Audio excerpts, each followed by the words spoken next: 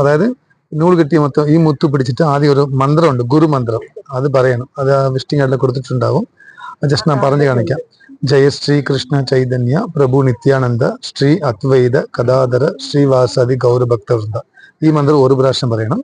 പിന്നെ അടുത്ത മുത്ത് തൊട്ടിട്ട് ഹരേ കൃഷ്ണ കൃഷ്ണ കൃഷ്ണ ഹരേ ഹരേ, ഹരേ രാമ രാമ രാമ ഹരേ ഹരേ, ഹരേ കൃഷ്ണ കൃഷ്ണ കൃഷ്ണ ഹരേ ഹരേ, ഹരേ രാമ രാമ രാമ ഹരേ. ഈ ഓരോ മന്ത്രവും നമ്മൾ ചെവിക്ക് കേൾക്കുന്ന രീതിയിൽ ഫുള്ളായിട്ട് പറഞ്ഞതിന് ശേഷം മാത്രമേ അടുത്ത മുത്തിലോട്ട് പോകാറുള്ളൂ. ചില ആൾക്കാർ ഈ മുത്ത് മാള പിടിച്ചിട്ട് അറിയാതെ അങ്ങനെ പുറത്തോട്ട് തള്ളും. അങ്ങനെ പാടില്ല. ഓരോ മുത്തും അകത്തോട്ട് തന്നെ ഇളക്കണം. ഉറച്ചും പറയണ്ട, പതുക്കം പറയണ്ട, ഒരേ സ്പീഡിൽ നമ്മുടെ ചെവി കേൾക്കുന്ന രീതിയിൽ അങ്ങനെ ജപിച്ച് വരണം. കാരണം നാമജപം പറയുന്നത് ഭഗവാനുക്കും നാമത്തിക്കും ഏതൊരു വ്യത്യാസമില്ല. നമുക്ക് കലിയുഗമാണെന്ന് നമുക്ക് ഭഗവാൻ നേരിട്ട് കാണാൻ പറ്റില്ല. പക്ഷെ നാമം ജപിച്ച് വരുമ്പോഴത്തേക്ക് ഉറപ്പായിട്ട് നമുക്ക് ഭഗവാനെ അനുഭവിക്കാൻ പറ്റും. അപ്പൊ ദിവസം മുടങ്ങാതെ ജപിക്കണം.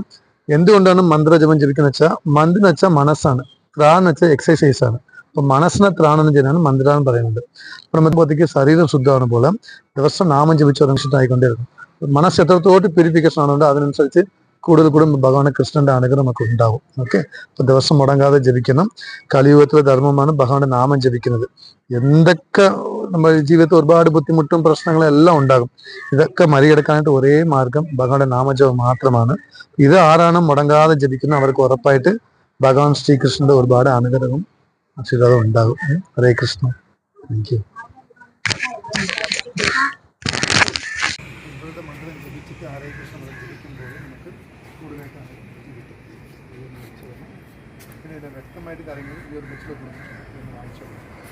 എങ്ങനെ നാമം ജപിക്കുന്നു, എങ്ങനെ പ്രസാദം ഉണ്ടാക്കുന്നത് എന്നെ കൊടുത്തിട്ടുണ്ട്.